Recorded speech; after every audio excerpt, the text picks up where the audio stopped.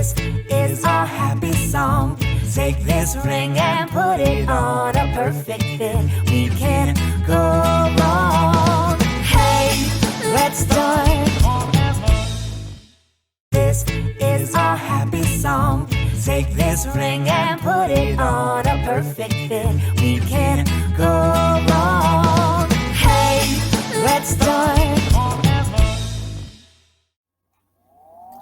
Hi, good evening everyone, and welcome to March. Tonight is the first episode of us celebrating the International Women's Day, and we are going to meet our first guest.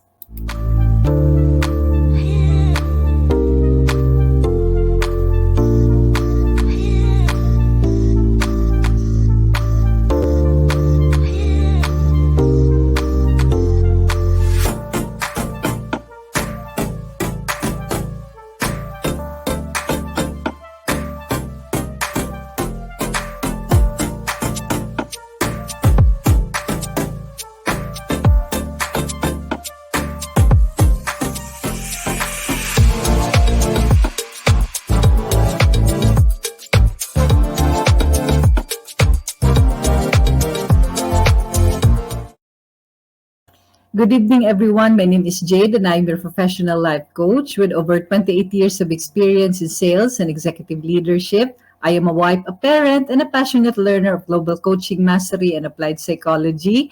And I give you clarity, direction, and action as a personal and professional transition coach. And I come to you every Thursday night for this mini coaching and mentoring series. So, kumusta na kayong lahat? Kumusta ang inyong Marso? I hope that you are feeling good and you are safe tonight. Welcome to all our new members. Maraming salamat sa pag-join nyo sa group natin. And of course, to all our seasoned members who are always here watching us live or on replay at nagbibigay ng comment and reaction, maraming salamat po for always supporting our little community. And remember that tonight is a special episode, so let me share with you already what I do. I do one-on-one personal or team coaching. I also have my social media account, and I just have my FB page, which is The Journey by Design by Coach Jade. I hope that you can also visit me there. All right. So, alam na natin na ang March ay merong International Women's Day. But here in our community, we're going to celebrate it a month long, no? And I have invited three wonderful women to help us celebrate the month and also to focus on how you can empower yourself as we celebrate the empowered you. So our guest for tonight, nako, she is very multifaceted. In fact, she is a wife, a homemaker, a working mom, a content creator, and also a co-founder as an entrepreneur of Reusable Life London. And yes, she is currently based in London. And our guest for tonight, I'm so glad that she is here giving us her time, is none other than Nia Santos Galman. So, i-welcome lang natin siya. Let me change our screen. Nako, exciting ito. All right. Hello, Nia. Hello Jade, and hello po sa mga viewers natin tonight. And I'm very happy to be here. Thank you for inviting me, especially. I know it's a very special episode dahil International Women's Month ngayon, and it's an honor na mapasama ako sa mga guests mo this month. Of course, no? Siyempre, kilala ko in the past si Nia, dun sa mga nakakilala dyan, yung mga taga-Avon Jam, alam natin na magkakasama tayo dati, no? Sa ating beautiful company na Avon. Now, Nia is currently based in London. So, kumusta naman ang weather dyan? O, di ba? Nasa London ka, nasa Pilipinas ako. Oo, nasa loob ako ng bahay, pero naka-sweater ako. Malamig because it's still winter. Pero a few months na lang, mag-change na ng season. So, okay naman siya. Nakapag-adjust na ako. Okay. So, buti naman. So, kumusta ka na, Nia? How are you doing right now? Anong nangyayari? Kumusta ka na ngayon? Gusto ko munang mangumusta sa'yo bago ako magtanong. Siyempre. Kasi it's been a while, no? When we were with each others in our past company. So, marami na rin mga naging pagbabago. As you've mentioned, I'm already a wife. a working mom. So maraming mga bagay na nagagawa ako ngayon na hindi ko nagawa before because of the decisions that I made the past years. Oo, 'di ba? Big decisions talaga 'yan. So, ang dami mong ginagawa, 'di ba? Na I'm so surprised, especially you are now a mom, no? 'Di ba?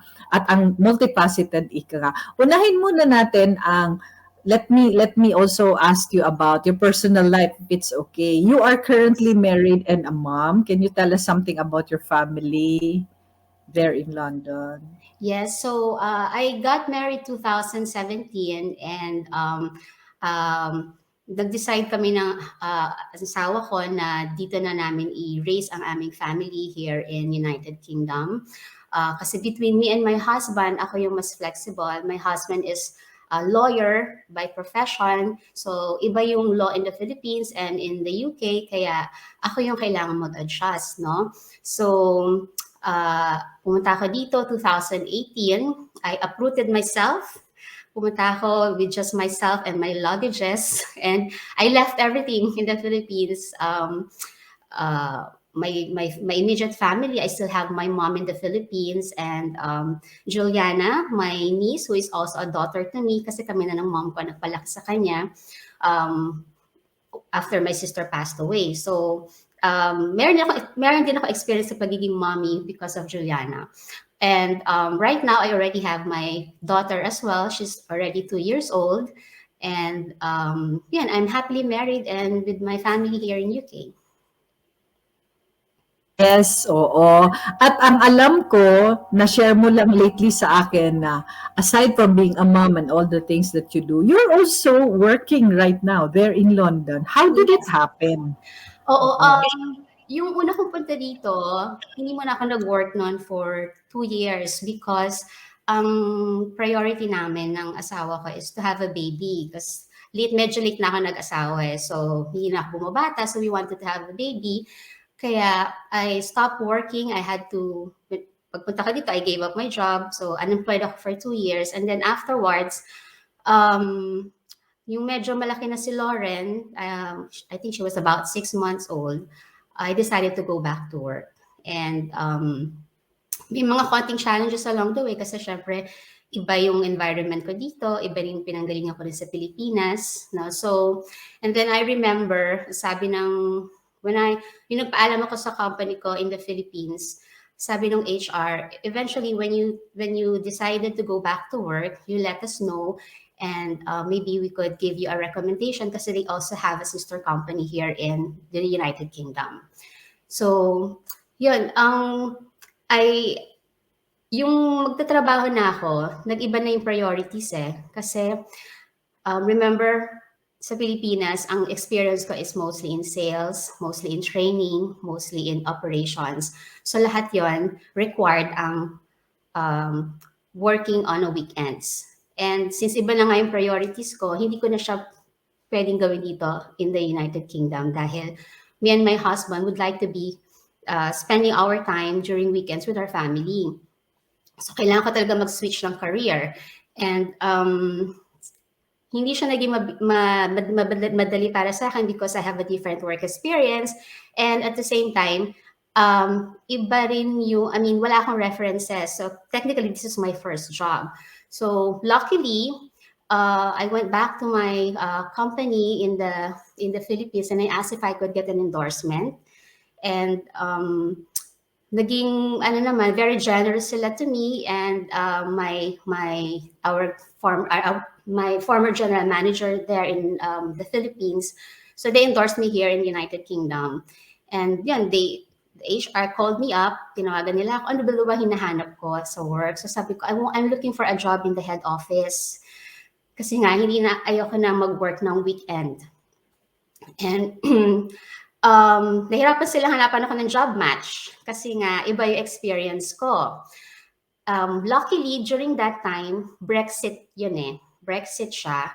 So, lahat ng companies are preparing their company for Brexit if we're doing business in the outside United Kingdom, specifically in Europe. So, merong ganun naging project yung pinatatrabahuhan ko. So, kinuha nila ako for that special project. So hindi naman kasi forever ang Brexit, so it was just a 2-month project. So tinanggap ko pa rin para at least magkaroon ako ng work experience. Dagdag yun sa work experience ko.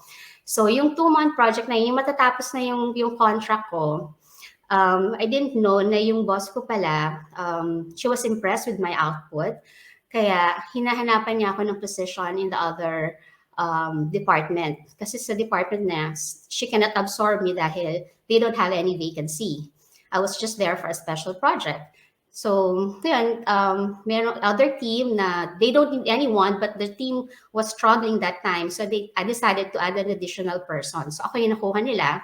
So, yung 2-month project ko, ngayon, I'm still with the company and almost 2 years na rin ako sa kanila. So, yeah. Wow! Congratulations! Ang galing, ano? Ang galing. Kasi, you know, these things are really meant for you. Why? Because who knows, di ba, na nung nasa Philippines ka, yung mother company mo pala, can also connect. Oo, dyan sa London. And then Brexit, no? I know it was difficult for other people. That's when you get an opportunity. And that opportunity lead to a better opportunity for you. Yes, and Congratulations. thank you. And maganda rin yung timing ko, Dre, dahil I got the job just before the pandemic. Kasi kung I got the job October, sometime October, November, and then March, nag-lockdown na dito eh. So, kung inabutan ako ng lockdown, maraming companies na nagsasara, nagpa-furlough sila, nagbabawas ng tao. So, baka mas lalo ako nahirapan that time. But yun nga, it was really a blessing, napaka-perfect ng timing. Tapos, since may maliit ako na bata, na nahihirapan ako maghanap ng mga alaga, dahil nga nag-lockdown, it also worked on my favor dahil nagtatrabaho ako, inaalagaan ko rin yung anak ko. Wow! Oo, ang ganda, no? Ang ganda. So, I really like that story, di ba? Pero, mapunta tayo kasi nasa London ka. Ako, curious din ako. Napunta lang ako sa London, visit-visit lang. Ikaw, you really live there, no? And as a wife now, and working, in fact, working. Ano yung mga changes na na-encounter mo dyan sa London? Yung una, ang pinaka naging change sa akin, malaking change is yung wala akong work for how many years? For 2 years. Kasi all my life, I was working, I was very independent. And in fact, I became the breadwinner sa family ko when I lost my dad. So, pagpunta ko dito, dahil nga iba yung priorities, I decided to stop working muna. And luckily, my husband is able to provide for myself and even for my family in the Philippines. But later on, marami akong na-discover in myself na parang gusto ko pa rin pala ng financial independence. No? Yun yung naisip ko na kasi pag may mga magbabago sa buhay mo, marami tayong discover about ourselves. Na-realize ko yon because when I was there in the Philippines, I was working in the mall or outside. Pag uwi ko, lagi ako may bit-bet na mga konting shopping and all. Kung ano man yung gusto ko, bibilin ko siya. It was easy for me to spend my money because to my mind, pag may gusto ako, pinagtrabahuan ko to, deserve ko to. Kaya bibilin ko siya. So, now when I was here, when I was walking sa London High Street, ang dami kong nakikita, ang dami kong gustong bilhin. Pero meron naman akong money because I have my husband's ATM. Pero sabi ko, bibilin ko ba to? So, parang hindi ko naman siya pinagtrabahuhan. Hindi ko naman siya deserve. Sa akin yun Kaya sabi ko, hindi na lang siguro. And at that point, na-proud ako sa sarili ko kasi doon ko lang na-discover for myself na importante pala sa akin ang financial independence. Kasi before, hindi ko na-realize yun Dahil pag nagtatrabaho ka, minsan napapagod ka, di ba? Ang sarap ng idea na someone will provide for you, for all your needs, na hindi mo na kailangan pagtrabaho. Pero sa akin, importante pa rin siya. So, yun yung mga changes. Tapos, syempre pag nasa abroad ka, Miss Jade, sa bahay, ikaw talaga lahat ang gagawa. Lumaki ako sa family na ang mom ko kasi is housewife. So, focus siya sa akin, tsaka focus siya sa bahay. And minsan, pag may budget, meron kaming kasambahay. No? So, dito, hindi ko pwedeng hindi ko na masyado nagagawa yun, no? Kailangan akong kumilos talaga. So, um, hindi ko naman siya masasabing mahirap kasi nung una kami lang dalawa ng asawa ko so okay lang. Syempre hindi lang din ako masyado sanay. Minsan feeling ko gumagalaw ako na busy ako pero wala akong na-accomplish kasi nga hindi ko alam kung paano siya gawin. Pero later, mapag-aaralan naman siya.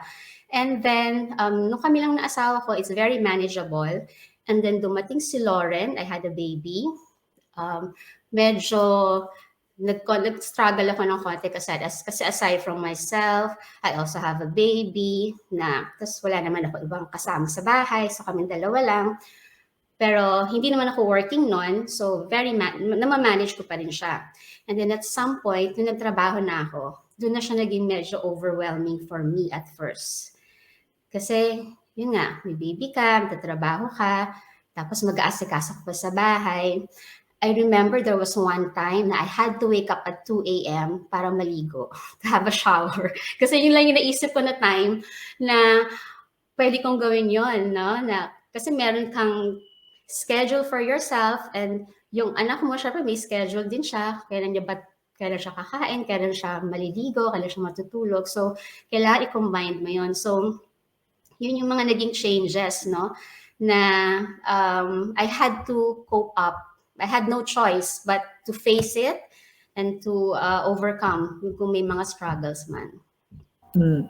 Ang galing, no? So, personal changes, naging mindful ka, no? Naging multi-tasker ka. Of course, pag naging mom, yun ang skills na matutunan natin, no? And of course, yung personal strength. How about sa pag-stay mo sa London niya? Yung, for example, the language, diba? And I'm even surprised na your Tagalog is still good. Some people usually adapt the accent, pero ikaw, the usual, no? Like we are just in the Philippines. How about the people there that you work with? Ano ang mga changes? Yes, yung sa umpisa, medyo, kasi feeling ko tourist pa rin ako, no? Kahit nandito na ako nakatira, tourist ako. So medyo, nagkaroon ako ng inferiority complex. Kasi nga feeling ko, dayo lang ako, hindi ako taga dito. And then one time, when I was in the bus, mga tao doon, they're speaking in Chinese, speaking in Spanish, speaking in different languages. And then realize ko na, oo nga pala, London is a multicultural country. So hindi lang ako yung dayo dito. So pare-pareho lang kami. And then after that, nabura na yung sa isip ko. Nabura na siya sa isip ko. And when it comes to the people that I'm working with right now, nakapag-adjust na ako ngayon. But before that, naging struggle ko noon, Miss Jade, was, kasi nga 2 years ako hindi nag-work. At some point, nagkaroon ako ng self-doubt sa sarili ko. Kasi ako lang mag-isa sa bahay, parang bago pa nag-pandemic, nakapag-isolate na ako ng matagal. Kasi nagbago yung environment ko, no?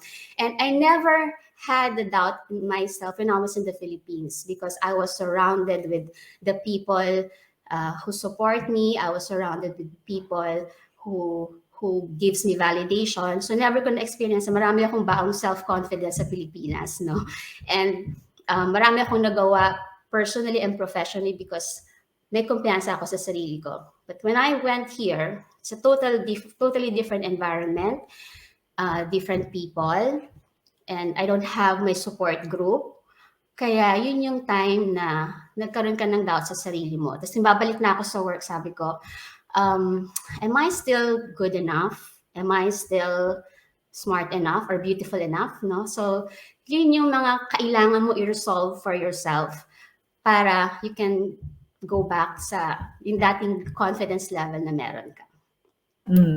At believe ako sa'yo. Imagine mo, pumunta ka dyan, from married, couple lang, nagkaanak, nag-work, no? Ang daming adjustment, but you rise above all those changes. So congratulations. Talaga appreciate ko ang strength mo, Nia. Talagang, Thank you. and it doesn't look like you are with the hard time. Ang ganda-ganda pa rin, di ba? Yeah, So, ang thank you. tanong ko sa'yo, anong na-discover mo sa sarili mo? With all these changes, how have you become? Um, I've learned to choose my battle. I've learned to choose my battle na, kasi for me, Miss Jade, dalawang klase yung mga na-encounter natin pagbabago sa buhay natin. May mga pagbabago na the things that we initiate, like ako, yung decision ko to go here in the United Kingdom, ano yan, in-initiate ko yan, and doon na nagsunod-sunod. Maraming mga decisions after decisions after decisions after decisions. So, pero may mga bagay din ng mga pagbabago na kailangan mong harapin na yung wala kang control. For example, if you lose a loved one, that kind of change is inevitable. So regardless if it's something within your control or without your control, you have to choose your battle, no? And importante sa akin siguro na you learn how to accept. Kasi minsan, it's either you accept or resist. And if you keep on resisting, mas tumatagal yung coping stage. Kaya it's very important that you did your best, and at the end of the day, if it's not working for you, you have to accept and acknowledge that there is someone up there who's in control. Yun yung pinaka-importante. Kasi if not, at the end of the day, mapu-frustrate ka lang, madidepress ka if hindi ka nakapag-cope, and probably you would end up being broken. So mahirap yun. So it's very important that you know that someone is in control, and you know that that he has bigger and better plans for you. Saka, ang isa rin gusto kong i-share po, Jade, no? As you've mentioned, I also decided to become an entrepreneur.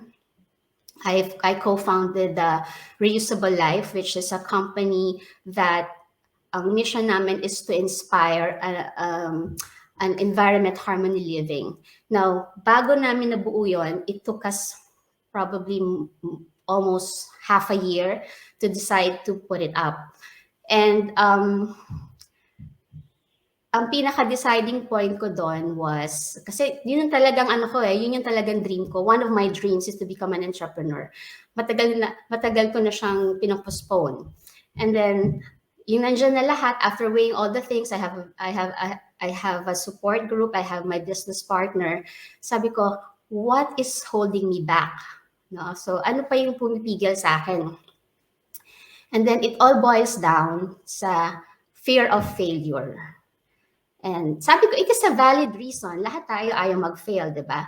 It could be one of the reasons for me, but it shouldn't be the only reason not to pursue my dreams. So sabi ko, oo nga, teka, fear of failure. Na-realize ko, my dreams are bigger than my fears. So I will not let this stop me. And sabi nga nila, if you do not jump, you will never fly. I'm not yet flying as high as I wanted to, as high as I'm planning to, but para sa akin, the moment I decided to take the first step, during that time, I already felt empowered. No? Na nag-decide ako na finally gawin yung gusto ko, and kaya ko pala. No? Kaya it was an online shop, and yung operating na siya, parang naging medyo emotional ako kasi pinaghirapan namin yun ng partner ko. So, masaya lang siya. It's fulfilling for me personally.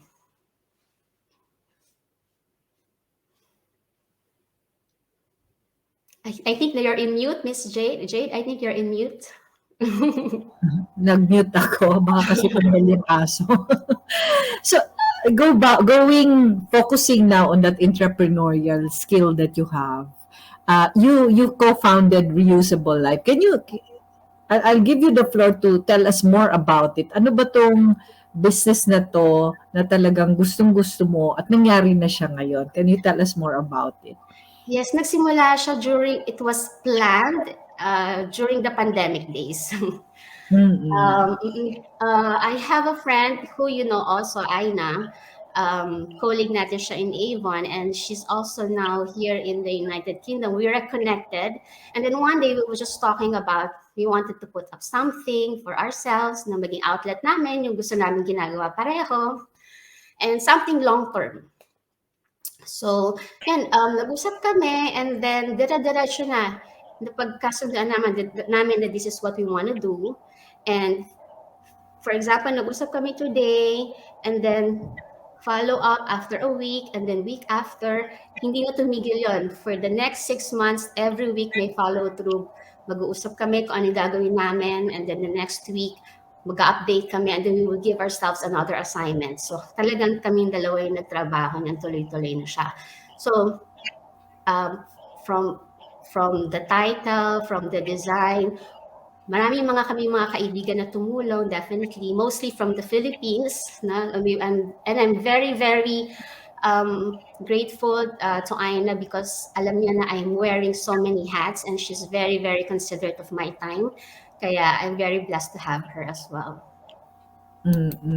So ang galing nga eh. When I saw it, you launched it in December, very good timing kasi kasi maraming, 'di ba, gift ideas na nakalagay doon. So we will just put the link of the site in the comment later no dito sa ating FB conversation. Okay, so congratulations again for that. Thank you. And yes, and I also, since napag-usapan mo na rin ang mga venture mo, before I ask you to leave a message to our viewers right now, I also realized that you are also a content creator, and I think this is your site. I'm already a subscriber. Thank you for watching and subscribing. I put up a channel just recently. It's called United Kabayan. Kasi, di ba tayo mga Pilipino, pag nasa abroad, ang tawag natin is mga kabayan. So, and since we are here in United Kingdom, so we are a kabayan living here in United Kingdom. So I decided to name that channel United Kabayan. So, ang content na ginagawa ko is basically providing information on how is it for a UK Filipino family to live here in United Kingdom. And ito hindi ko naman siya kino-consider na work kasi it's just an outlet for, hindi lang sa akin, for my husband as well. Kasi before we got married, we are in a long distance relationship kasi nga nasa Pilipinas ako, nasa United Kingdom siya. So, every now and then, we will send videos, we will mag-vlog kami lang, and then we will send to each other. Kasi that's our way of keeping our relationship alive and strong. So, marami kami mga ganyan. So, last Christmas, he gave me a present, which is a very, very nice video cam. Kaya sabi natin, let's make use of this. So, mag-vlog na rin tayo. Total, mahilig naman tayo gumawa ng mga vlog natin kung personal. And naging bonding activity na rin namin yun ng husband ko. And na-discover ko rin when I was doing this na nag-enjoy pala akong mag-edit. Kasi lahat ng yung mga binablog ko, I edit that personally. And sometimes na kailangan kong mag-put ng limit on myself kasi minsan hindi na ako natutulog, nag-edit na lang ako. Kaya sabi ko, I have to make a schedule and strictly follow my schedule na these days lang ako mag-edit. So that's our channel. Oo. So, napanood ko yung vlog mo when you were in Jollibee, London. Nakakatuwa siya. So, we always see Jollibee here, pero if it's with people like you or Filipinos like you there in the US or in London, parang mas nakakatuwa siyang panoorin. Tsaka, para din masatisfy nga yung curiosity ng mga tao, ano ba meron dito abroad, nawala sa atin, di ba? So, aside from giving information, just to satisfy the curiosity, and if you just want to entertain yourself, wala kang magawa, di ba? So, maganda na napapanood tayo. Oo, correct. Nakakatuwa. Nakita ko yung mga menu doon, iba talaga sa Philippines. Oo. So, nakakatuwa. Ang daming ginagawa ni Nia, no? And one thing I really see in you, ever since before naman, is really your personal strength. Yung character mo at pagkatao mo na some people would find it unassuming because you're beautiful, you're soft-spoken, but I know your strength is really big, no? And in fact, you really showed that lalo nang nakatira ka sa London at nakapagtrabaho ka. So, to those people watching us right now or on replay, Anong masasabi mo sa kanila, especially if they're stepping out of their comfort zone? Like for example, like you're living abroad. What is your message to them?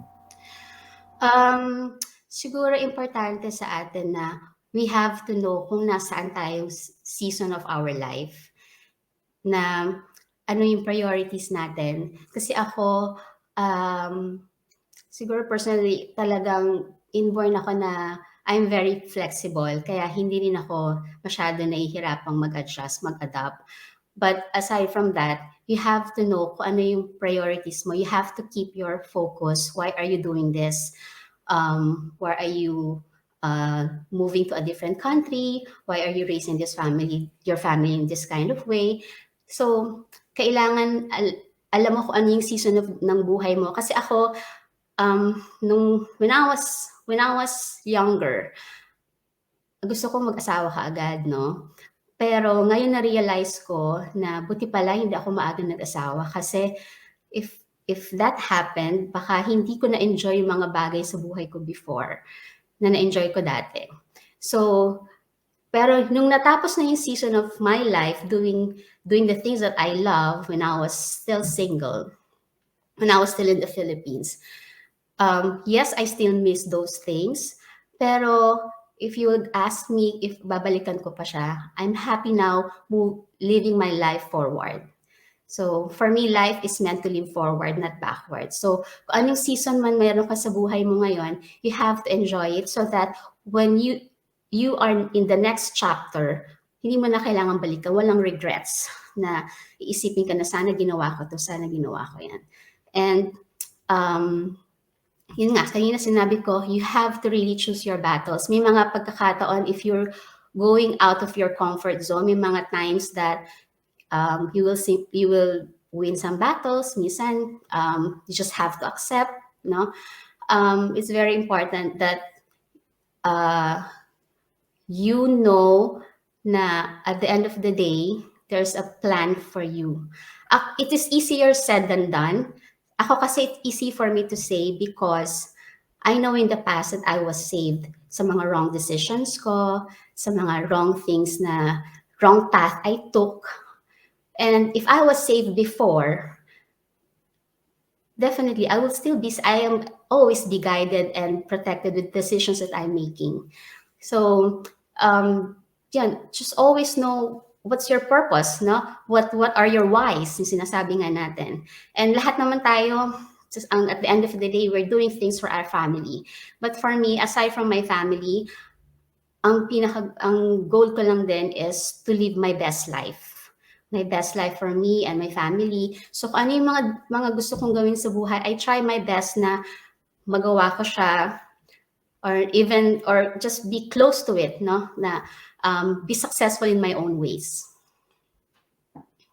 Tama, oo. Ang ganda ng sinabi mo. Lahat naman easier said than done, but it's really different, no? If you immerse in that particular situation. And I congratulate you. And finally, let me ask you this question. What are you grateful for right now?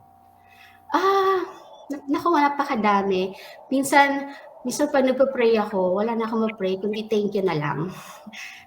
Thank you na lang sa lahat. I'm grateful for my family, for my friends, for my work, and even the battles that I had before. I am very, very grateful kasi kung hindi ko pinagdaanan yung mga struggles na big or small, kung hindi ko siya pinagdaanan, hindi ko ma-appreciate whatever I have right now.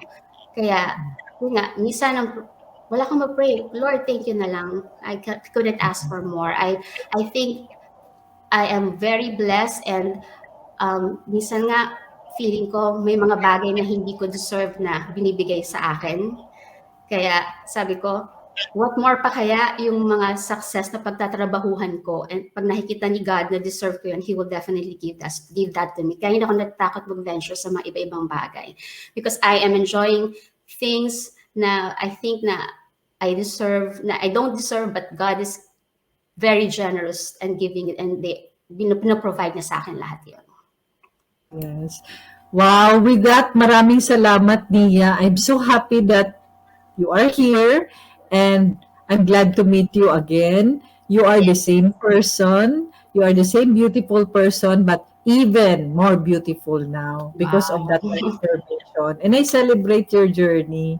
So sa lahat ng mga nanonood sa atin, I hope that you learned a lot from the journey of Mia and strength, faith, no? Yun talaga. Harapin natin lahat ang ating mga challenges, no? And kagaya kay Mia, the right time will come for you, of course. So maraming salamat, Nia.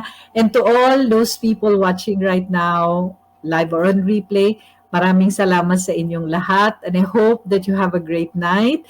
And please don't miss our second episode of these three women that we are celebrating this March. So with that, I'm going to leave you with our video of our theme for March. Thank you. Thank you, Thank you. Nia. Thank And you, thank you, Jade. everybody. Have Everyone. a great night.